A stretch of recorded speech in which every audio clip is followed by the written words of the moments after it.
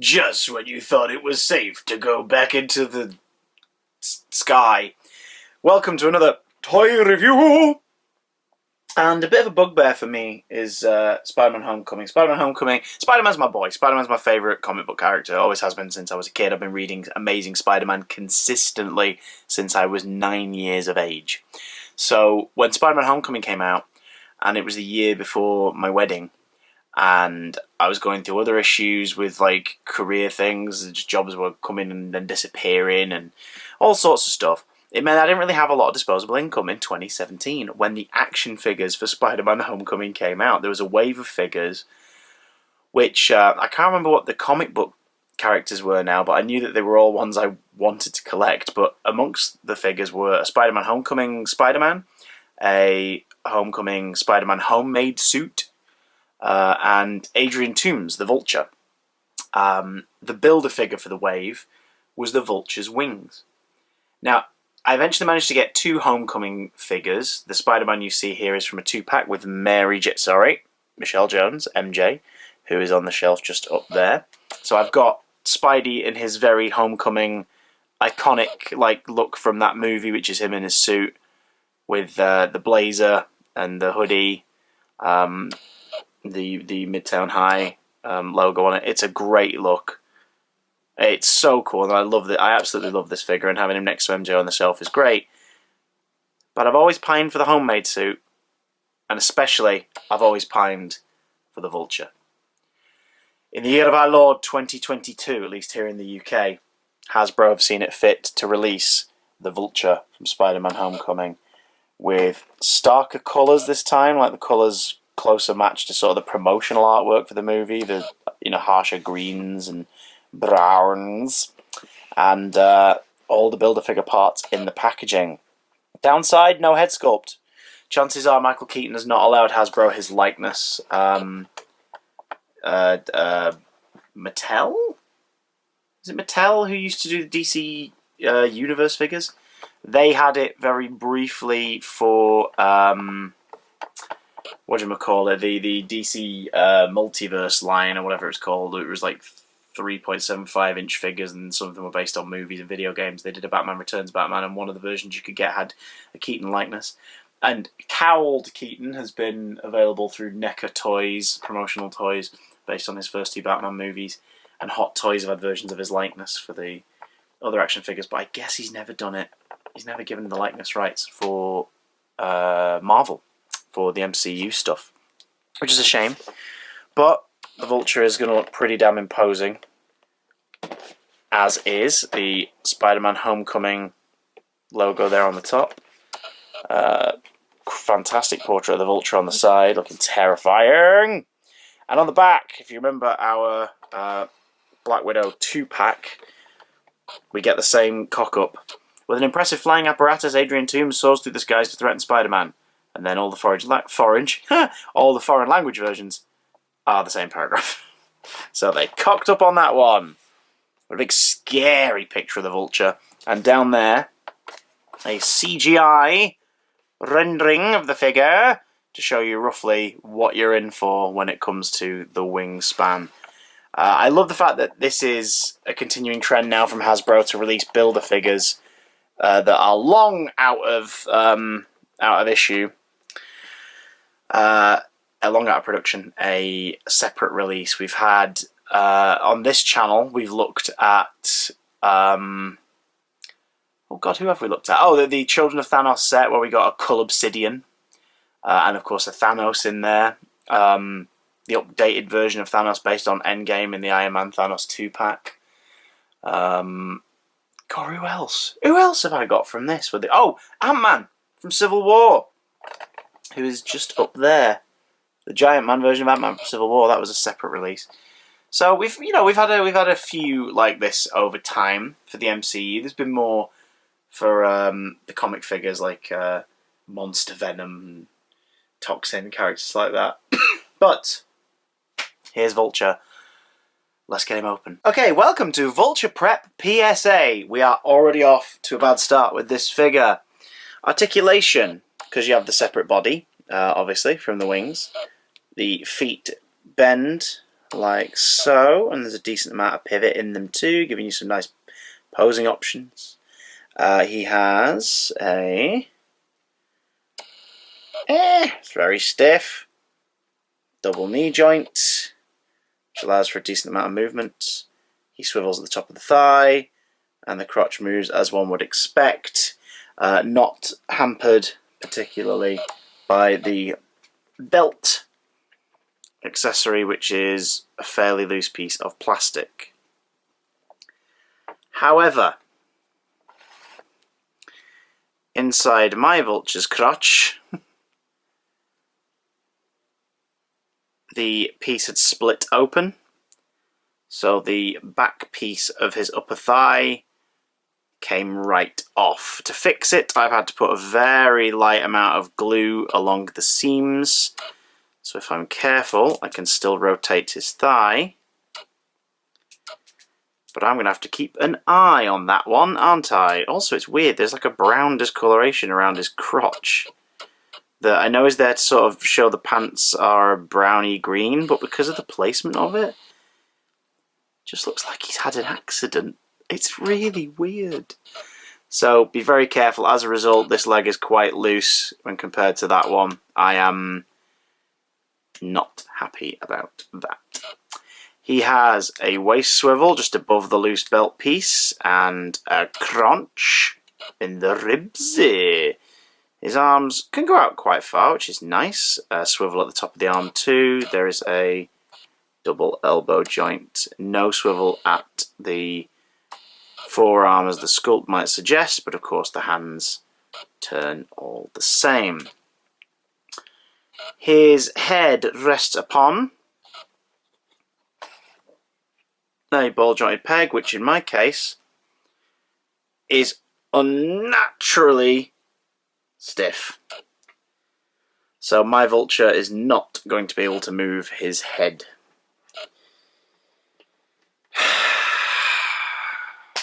God, it is a shame, isn't it?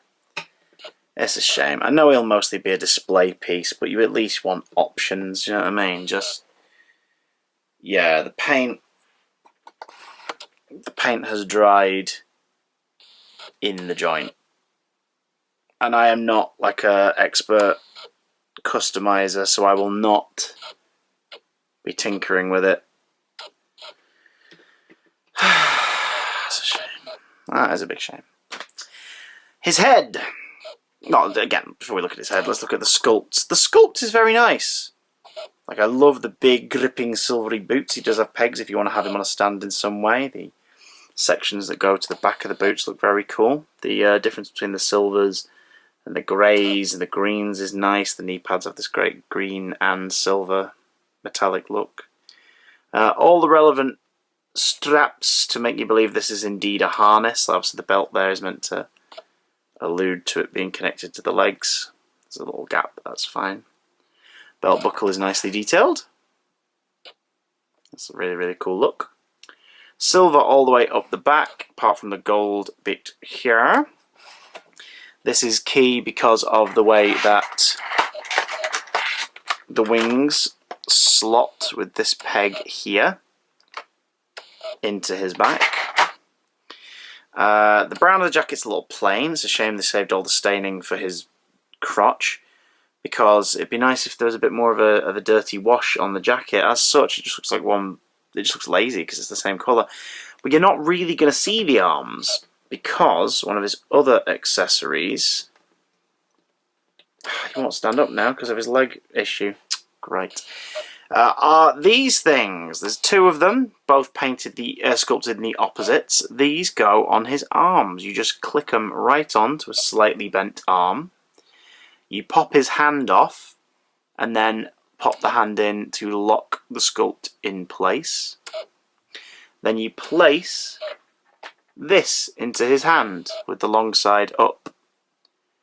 Because in the film, the suit isn't a pair of wings, it's a pair of wings and big rotors piloted by the harness he's wearing. So essentially, they're giving you the option, if you just want him as Adrian Toomes without any attachments, and you can customise your very own Michael Keaton head for all they care, you can have him in this. or you can of course strap on all the features for the Vulture. The Vulture's head. This is a nice sculpt. It's a very nice sculpt, in fact. I believe, and those who own the original figure can let me know in the comments, that this is incredibly different in terms of its paint from how the original release was. But I do like it's a very military green. Eyes looking rather creepy there. He has these slots in the side of his face, because what also comes in the packaging is this separate visor. I have no idea why this wasn't already sculpted on. I also, because the packaging gives no indication whatsoever, don't know which way this is meant to go up. It's also not very flexible. So, in a moment we're going to take a look at what he looks like pre-wings, with his harness on, and I'll have to Google which way this is meant to freaking go. And they're ready to fight. No, they're not. Spidey, get out of the way. So, the sort of arm mounts are made of, not flexible, but not very restrictive plasticky rubber substance, so they just sort of hang on.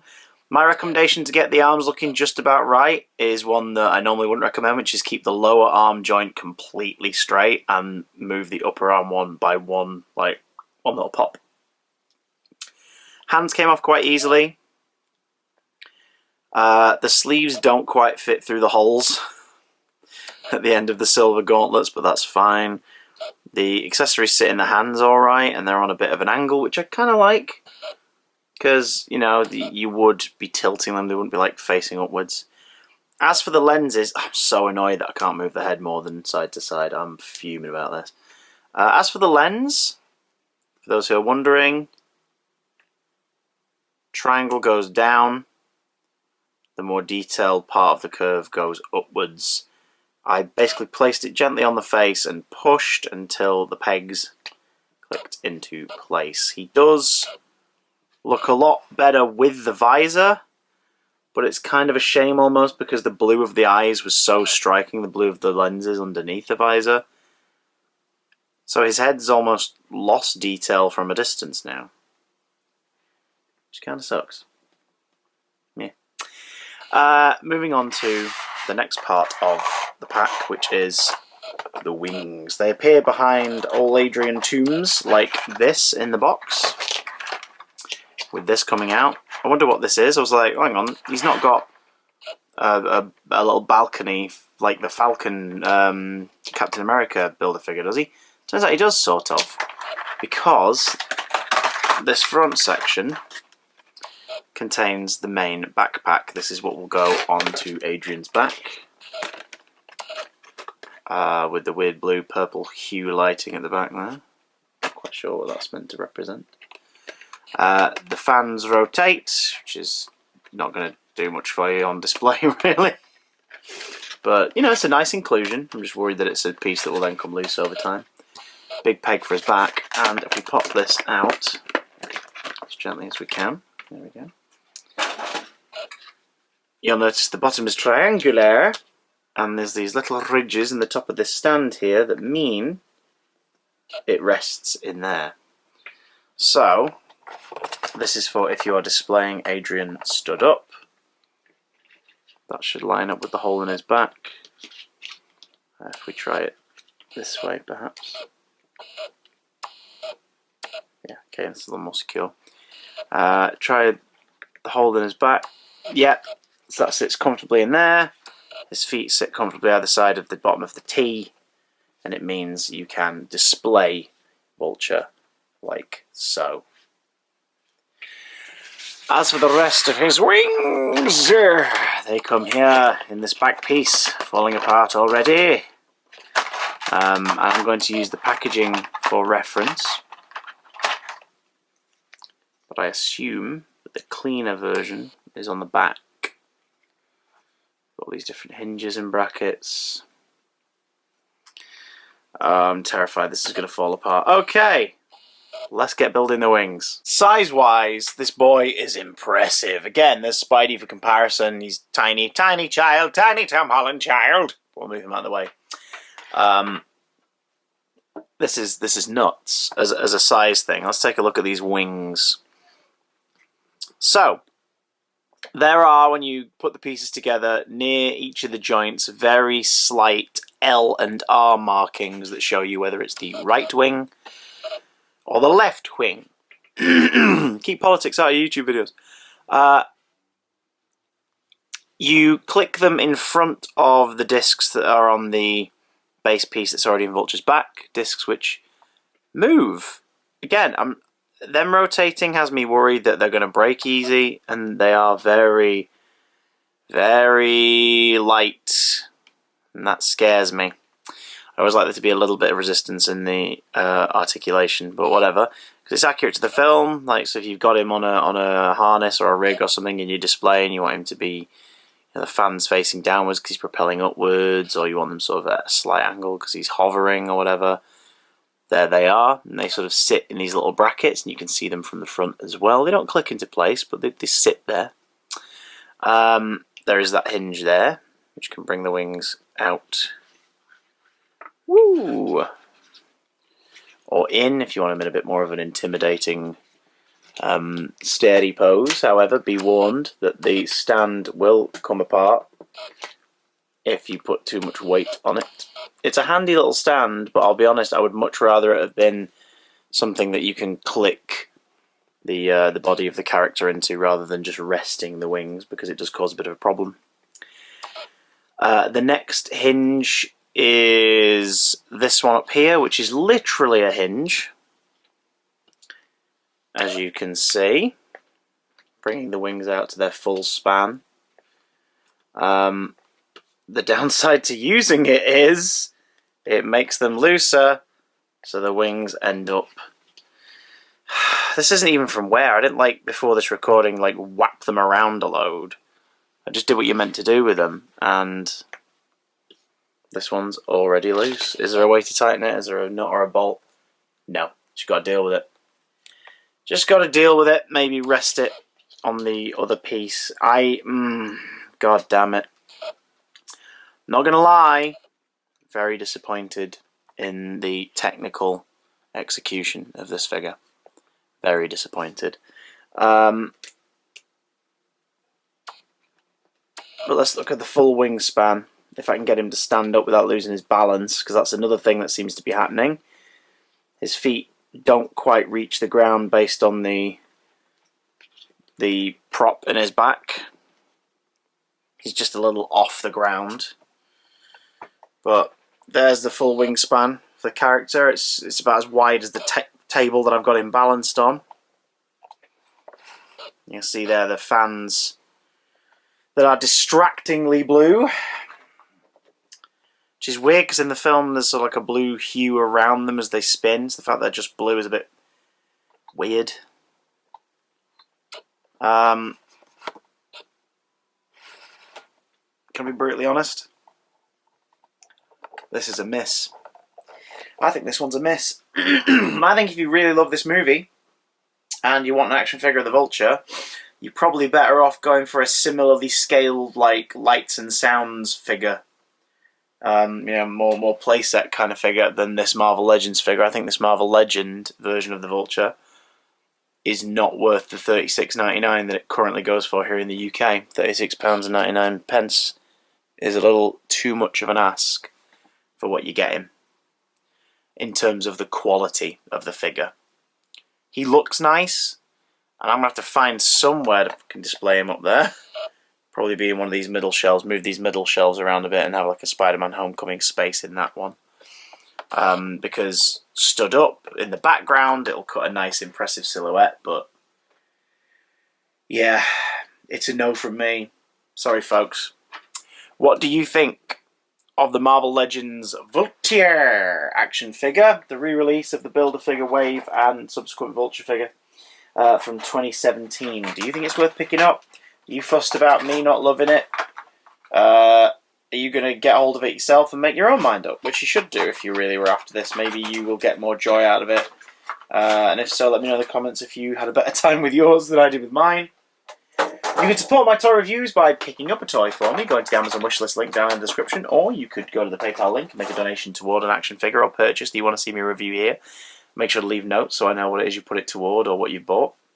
And you'll get a shout out in the video. Of course, you don't have to do that. Under no obligation to do that. You could support me by liking the video, leaving a comment down below, subscribing if you find these toy reviews useful, because there'll be another one very soon. Caw-caw!